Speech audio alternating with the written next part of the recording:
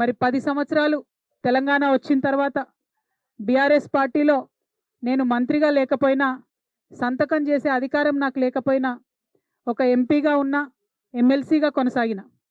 ఆనాడు చాలా సందర్భాలలో మిగతా అమరవీరుల కుటుంబాలకు ఎవరికైతే డబ్బులు అందలేదో వారికి ఇంకో రూపంగా డబ్బులు ఇవ్వాలని అంతర్గత వేదికల మీద అనేక సందర్భాల్లో నేను చెప్పడం జరిగింది. కానీ ఇవాళ నేను మనస్ఫూర్తిగా అమరవీరుల కుటుంబ సభ్యులకు, అమరవీరులకు, తెలంగాణ ఉద్యమకారులకు చేతులెత్తి నమస్కరించి క్షమాపణ కోరుతా ఉన్నా.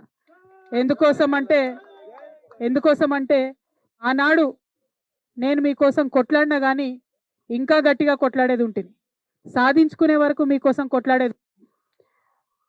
ఇవాళ మేము కోరేది ఒకటే, మనం ఉద్యమం డబ్బుల కోసం చేయలే, మన ఉద్యమం మనకు ఉద్యోగాలు రావాలని చేయలేదు, తెలంగాణ యావత్తు బాగుండాలి, అందరం బాగుండాలని చేసినాం. కాబట్టే ఇవాళ ఇక్కడ ఈ పవిత్రమైనటువంటి గడ్డ సాక్షిగా, ఈ అమరవీరుల స్తూపం సాక్షిగా నేను ప్రమాణం చేస్తూ ఉన్నాను. ప్రతి అమరవీరుల కుటుంబాలకి, 1200 మంది కుటుంబానికి కుటుంబానికి ₹1 కోటి ఇవ్వాలని ఈ ప్రభుత్వాన్ని నేను డిమాండ్ చేస్తూ ఉన్నాను.